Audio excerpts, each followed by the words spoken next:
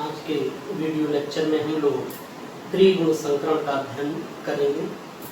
Mendel ने त्रिगुण का संकरण यह जानने के लिए किया था कि आनुवंशिकता के कोई अन्य नियम और तो नहीं होते हैं, क्योंकि उसने जब एक गुण संकरण कराया था तो उसे आनुवंशिकता के दो नियम, प्रभाविता के नियम तथा पृथक्कीकरण का नियम प्राप्त हुआ था। जब उसने द्विगुण संकरण कराया तो उसे आनुवंशिकता के स्वतंत्र अपवहन के नियम का पता चला। तो उसी क्रम में मेंडल ने सोचा कि त्रिगुण संकरण करा के भी देख लें कि आनुवंशिकता के कोई अन्य नियम भी होते हैं या नहीं।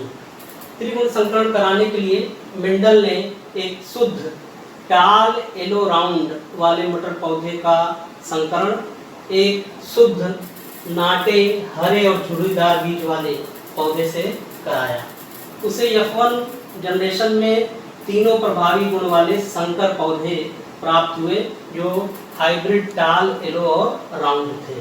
जब इस F1 जनरेशन के संततियों में उसने आपस में स्वसंकरण कराया तो उसे द्वितीय पुत्री पीढ़ी F2 फाइवियल जनरेशन में जो अनुपात प्राप्त हुआ फिनोटिपिक रेशियो वह था 27 संबंधे 9 संबंधे 9 संबंधे 9 संबंधे 3 संबंधे 3 संबंधे 3 संबंधे 1। यहाँ पर उसे 27 पौधे ऐसे प्राप्त हुए जो टाल येलो और राउंड थे और ये तीनों डोमिनेंट कैरेक्टर वाले जो है लक्षण थे जो जनकों में भी एक उपस्थित थे। और उसी प्रकार से तीनों अप्रभावी लक्षण वाले उसे एक पौधा प्राप्त हुआ जो कि तीनों अप्रभावी गुण वाला था। और उसके बाद उसे दो प्रभावी तथा एक अप्रभावी लक्षण वाले 3 फिनोटाइप प्राप्त हुए जिनके 9 पौधे उसे प्राप्त हुए। यहाँ पर आप देखें, यहाँ पर 2 डोमिनेंट कैरेक्टर है और एक रिसेसिव कैरेक्टर है। इस तरह के उसको 9 पौधे प्राप्त हुए। और इसी तरह से 3 ऐसे फिनोटाइप मिले जिसमें एक डोमिनेंट कैरेक्टर था और 2 रिसेसिव कैरेक्टर था और उस तरह के उसको 3 फिनोटाइप मिले। तो यहाँ पर आप देखें कि ये स्वतंत्र अपवहन नियम ही है, क्योंकि यहाँ पर 2 जनकों के जो संयोग थे जो जनकों में थे वो भी हैं और इसके अलावा यहाँ पर 6 नए तरह के फिनोटाइप मिल रहे हैं। यह भी एक स्वतंत्र अपवहन नियम ही है और ये कोई नया नियम नहीं है। तो इस आधार पर मेंडल ने जाना कि आनुवंशिकता के सिर्फ 3 नियम होते हैं जो कि प्रभाविता के नियम, पृथक्कीकरण के नियम तथा स्वतंत्र अपवहन के नियम होते हैं। इसके अलावा कोई अन्य नियम नहीं होता है। आइए इसके बाद हम बैक क्रॉस और टेस्ट क्रॉस के बारे में जानेंगे।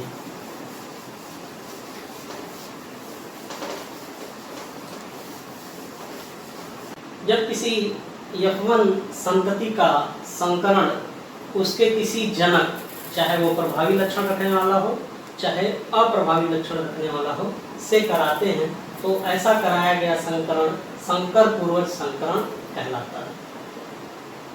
परीक्षण संकरण भी एक तरह का संकर पूर्वज संकरण होता है, परंतु परीक्षण संकरण में जो F1 संतति का क्रॉस हम कराते हैं वह अप्रभावी लक्षण रखने वाले जनक से कराते हैं।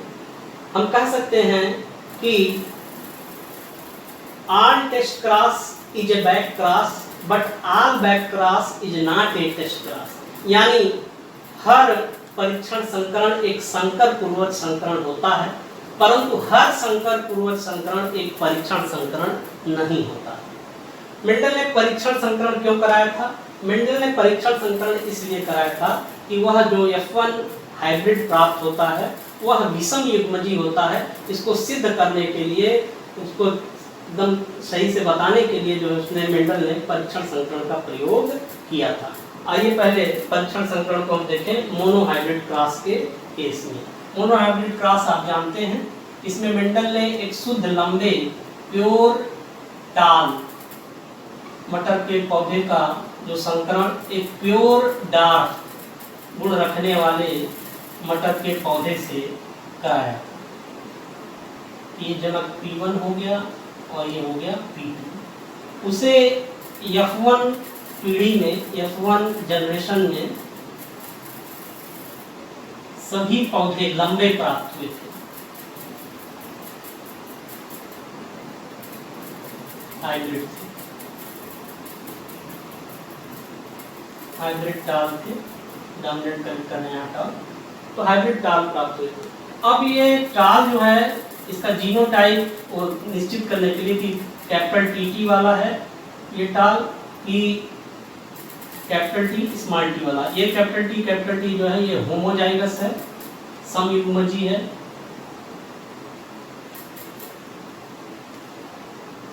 होमोजाइगस टाल, और ये विषम युग्मजी लंबा होगा तो ये जीनोटाइप होगा उसका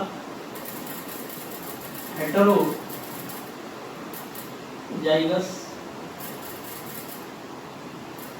का। तो ये सिद्ध करने के लिए परीक्षण संकरण कराया था मेंडल ने कि जो यहाँ पर F1 पीढ़ी में ये जो हाइब्रिड टाल प्राप्त होता है वह इस जीनोटाइप का होता है, ना कि इस जीनोटाइप का।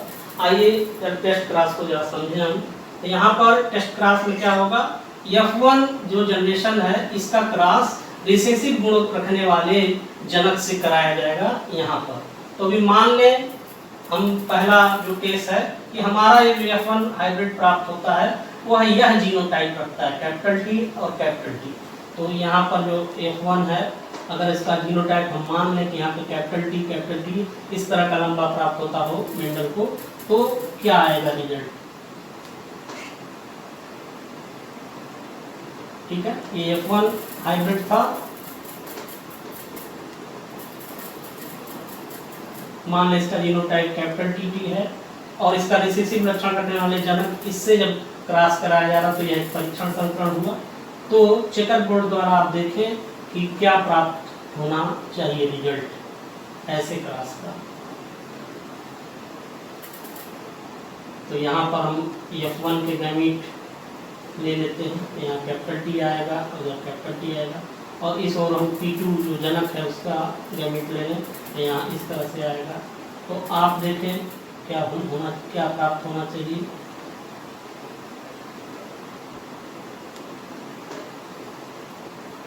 all tall plants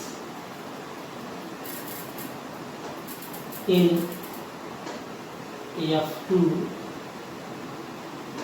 generation, F2 पीढ़ी में ऐसा प्राप्त होना चाहिए रिजल्ट जो है। अगर F1 हाइब्रिड का जीनोटाइप यह हो, कैपिटल टी और कैपिटल टी। इसके विपरीत दूसरी स्थिति में हम देखें जब F1 हाइब्रिड का जीनोटाइप ये हो, यहाँ पर उसको हम देखते हैं F1 हाइब्रिड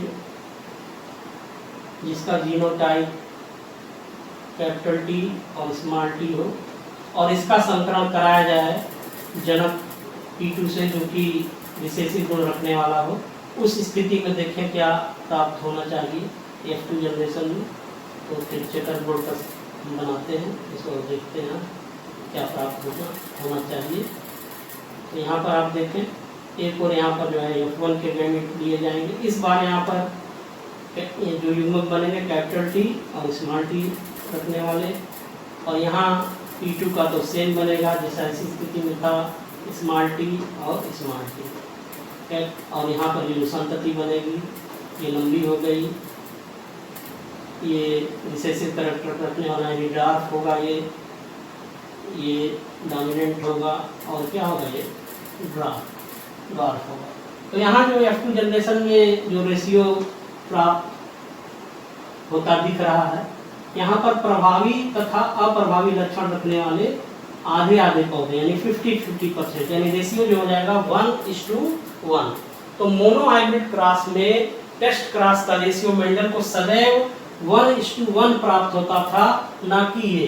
तो इस आधार पर मेंडल ये कंफर्म या पुष्ट करते थे कि ये जो हाइब्रिड टाल उनको F1 जनरेशन में मिल रहा है प्रभाविता के नियम के अनुसार, यह हमेशा कैसा होता है, विषम युग्मजी होता है, सम युग्मजी नहीं होता।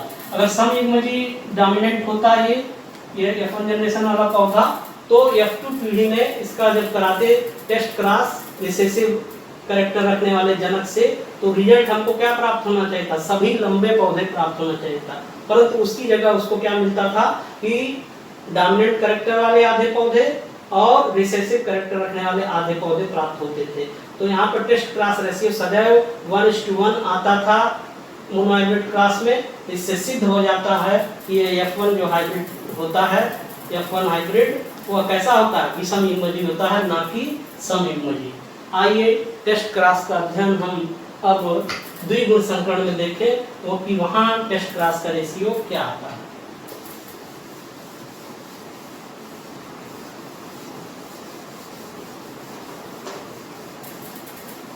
तो मेंडल के पहले द्विगुण संकरण को जरा हम समझें।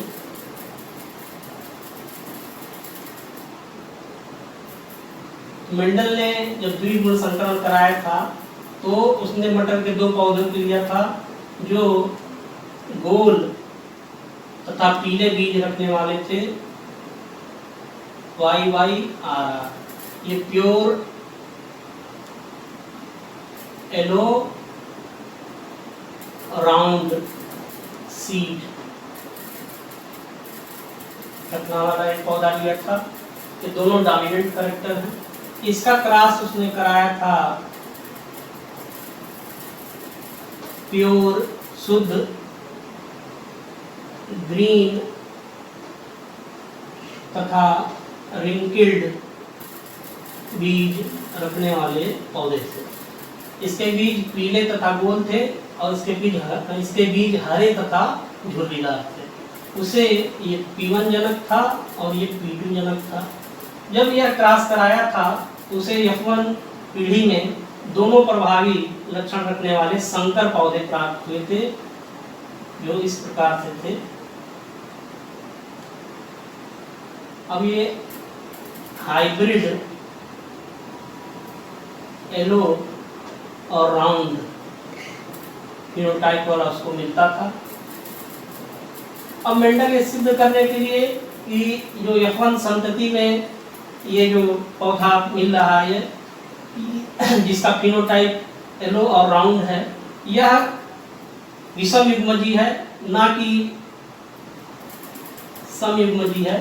तो यहाँ पर फिर उसने क्या कराया, टेस्ट क्रॉस कराया। इस F1 संतति को क्रॉस इससे कराया, ये सिद्ध करने के लिए कि ये जो F1 हाइब्रिड है वह यह जीनोटाइप रखता है, ना कि यह जीनोटाइप रखता है। क्योंकि देखिए फिनोटाइप दोनों का एक है, लेकिन यहाँ पर जीनोटाइप, यहाँ पर ये विषम युग्मजीय है और ये क्या है, अपने गुणों के लिए सम युग्मजीय है। तो इसको सिद्ध करने के लिए टेस्ट क्रॉस कराया इसमें और इसमें। आइए हम उस टेस्ट क्रॉस का रेशियो क्या होगा देखें। अब यहाँ पर ले लिया जाएगा F1 हाइब्रिड डाइब्रिड इसमें, जिसका जीनोटाइप ये है YYRR। इसका क्रॉस रिसेसिव गुण रखने वाले जनक P2 से कराया जाएगा, जो रिसेसिव गुण रखता है YY और RR। अब यहाँ पर चेकर बोर्ड के द्वारा देखें कि क्या रेशियो F2 पीढ़ी में प्राप्त होना चाहिए।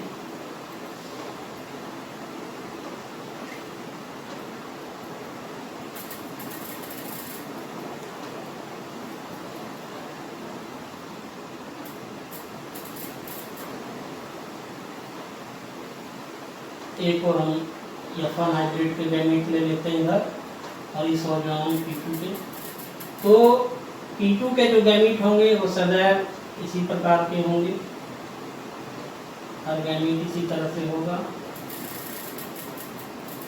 और F1 ये जो हाइब्रिड है इसके गैमेट इस निम्न 4 प्रकार के होंगे।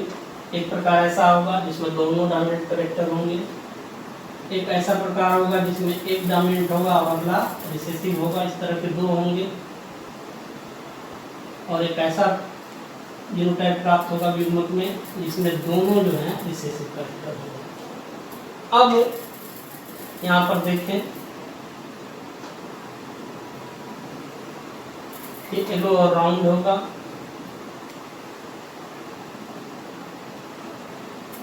ये येलो और ग्रीन होगा,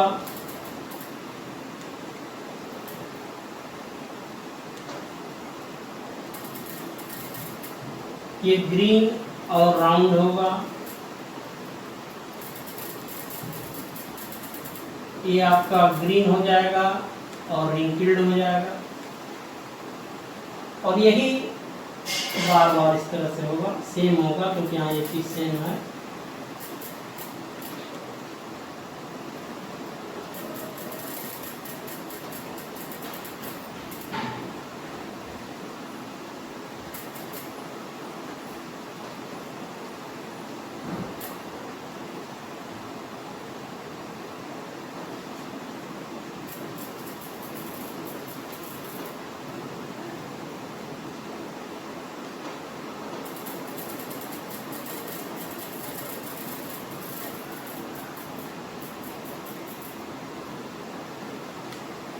ये सब सेम होंगे।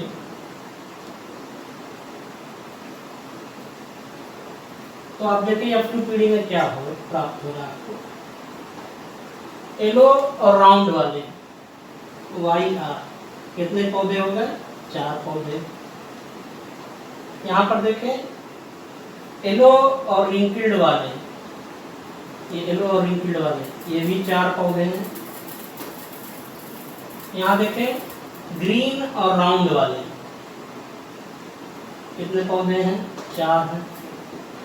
यहाँ पर देखें ग्रीन और रिंकिल्ड वाले ये भी 4 हैं।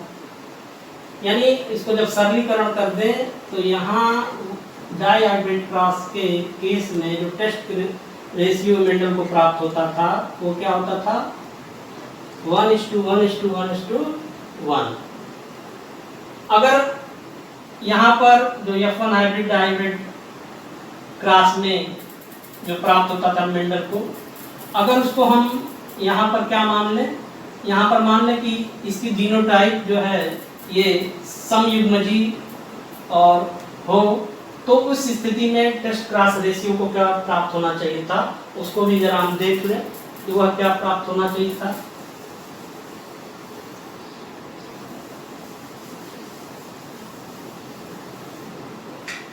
अब यहाँ पर जो F1 हाइब्रिड है इसको हम ये मान के चलें, अगर इसका जीनोटाइप इस प्रकार रहा YYRR, तो जब इसके रिसेसिव गुण रखने वाले जनक से टेस्ट क्रॉस कराते तो वैसी स्थिति में क्या होता, रिजल्ट चेकर बोर्ड से हम जान सकते हैं क्या होता।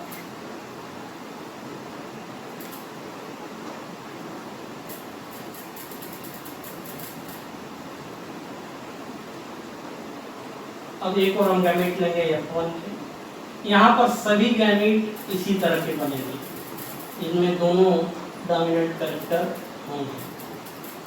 और उसी प्रकार P2 में जैसे यहाँ पर एक गैमेट बने थे उसी तरह से दोनों रिसेसिव वाले प्राप्त होंगे। अब यहाँ पर देखा जाए तो ये कंडीशन आएगी,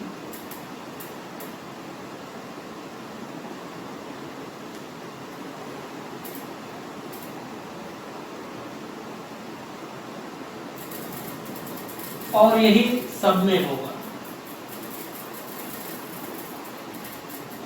इसमें भी वही होगा, इसमें भी होगा। यहाँ पर F2 में क्या होगा, all plants having dominant phenotype. लेकिन जब भी मेंडल टेस्ट क्रॉस कराता था डायहाइब्रिड क्रॉस के केस में, तो उसे जो F2 रेशियो प्राप्त होता था वो सदैव यह प्राप्त होता था, ना कि ऐसा रिजल्ट मिलता था। तो इस आधार पर मेंडल यह कहता था कि प्रभाविता के नियम के अनुसार डायहाइब्रिड क्रॉस में जो F1 संतति होते हैं वह कैसे होते हैं, सदैव विषम युग्मजी होते हैं, इस प्रकार के होते हैं, ना कि इस प्रकार के। तो अभी हमने संकर पूरक संकरण क्या होता है और परीक्षण संकरण क्या होता है इसके बारे में जाना, और परीक्षण संकरण मेंडल ने क्यों कराया था यह भी समझा। अब हम मेंडलवाद के अपवाद के बारे में अध्ययन करेंगे।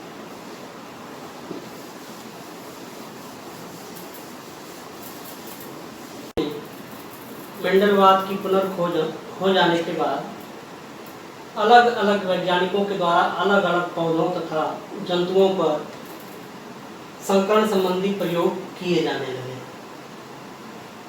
प्रत्येक बार जब कोई प्रयोग किया जाता था तो परिणाम अधिकतर मेंडल के अनुसार ही प्राप्त होता था, लेकिन कई बार ऐसे परिणाम प्राप्त होते थे जिनकी व्याख्या मेंडलवाद के अनुसार नहीं की जा सकती थी।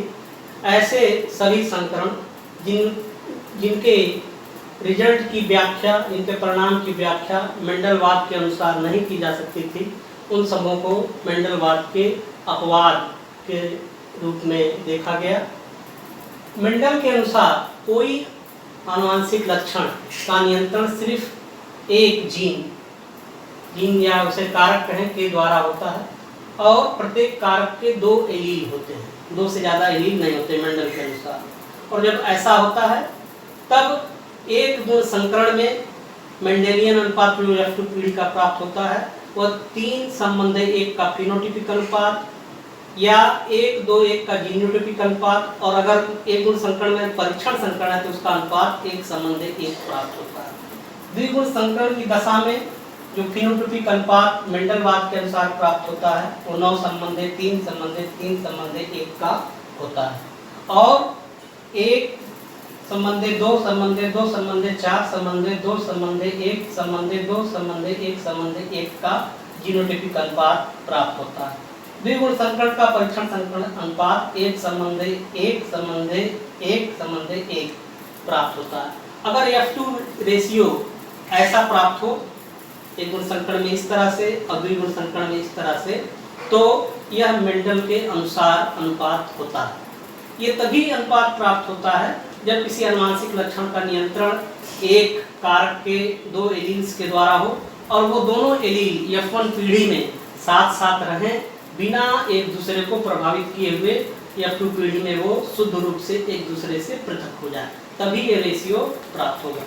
लेकिन अधिकांश बार इससे हटकर परिणाम प्राप्त होता था। तो ऐसे सभी संकरण जिसमें इससे हटकर जो परिणाम प्राप्त होता था उन सभी को मेंडलवाद के अपवाद कहा गया, और उसका अध्ययन हम मेंडेलियन अनुपात से विचलन नामक शीर्षक के अंतर्गत करेंगे। क्योंकि यह सब कार्य सन 1900 में हुआ था और इसलिए इसको हम नव मेंडेलियन अनुवांशिकी भी कहते हैं, नियो मेंडेलियन जेनेटिक्स भी कहते हैं। इसमें F2 पीढ़ी का रेशियो मेंडल के अनुसार नहीं प्राप्त होता है, अतः इसे हम F2 पीढ़ी के संशोधन भी कहते हैं। इन संशोधनों की व्याख्या के लिए या इन परिणामों की व्याख्या के लिए बैटसन नामक वैज्ञानिक थे। इन्होंने एक कारक परिकल्पना, जिसे हम अंग्रेजी में फैक्टर्स हाइपोथेसिस कहते हैं, को सुझाया था, जिसके अनुसार इन परिणामों की व्याख्या की जा सकती थी। तो बैटसन ने जो अपना कारक सिद्धांत दिया था उसमें उन्होंने मेंडेलियन अनुपात से विचलन के निम्न कारण बताए थे, जो 3 प्रमुख हैं। पहला कारण जो बैटसन ने बताया था कि यह कोई आवश्यक नहीं है कि किसी एक आनुवंशिक लक्षण का नियंत्रण जो है एक ही जीन के केवल 2 एलील्स द्वारा हो। कभी कभी एक जीन के एलील्सों में 2 से अधिक एलील्स पाए जाते हैं जो आपस में अंतरक्रिया करके मेंडलवाद से हटकर परिणाम देते हैं। ऐसे सभी परिणामों को बहुएलीलता के द्वारा उसकी व्याख्या की जा सकती है। इसे अंग्रेजी में मल्टीपल एलीलिज्म कहते हैं। मल्टीपल एलीलिज्म। कई बार ऐसा भी हो सकता है कि एक से अधिक स्वतंत्र जीनें जो अलग अलग गुणसूत्रों पर अलग अलग बिंदु पथों पर स्थित हों, उनके द्वारा किसी एक आनुवंशिक लक्षण का नियंत्रण हो। ऐसे सभी जो संकरण है या ऐसी जो आनुवंशिकी है उसका अध्ययन हम करते हैं बहुजीनी संकरण में।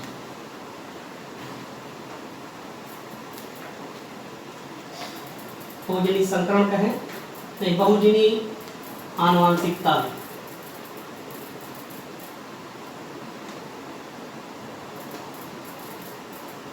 इसको हम कहेंगे पॉलीजेनिक इनहेरिटेंस।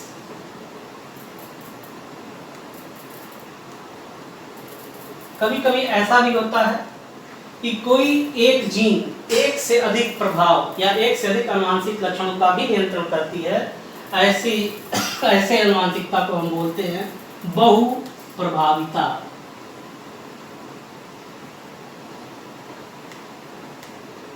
और अंग्रेजी में से बोलते हैं प्लियोट्रॉपिज्म।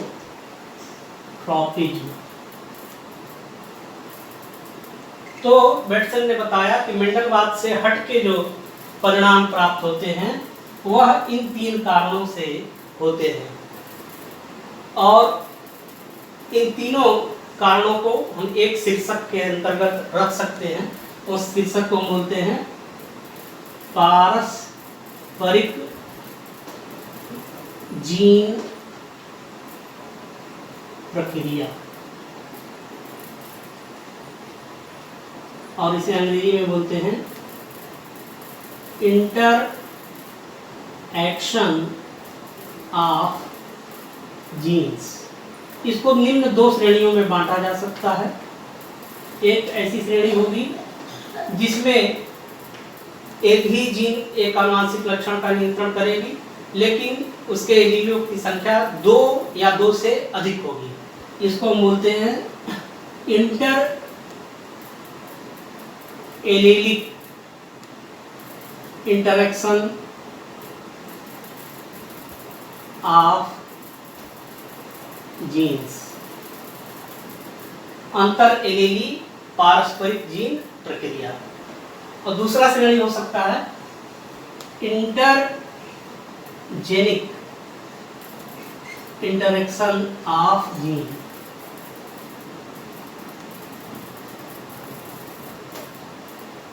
इसे हिंदी में बोलेंगे अंतरजीनी पारस्परिक जीन प्रक्रिया।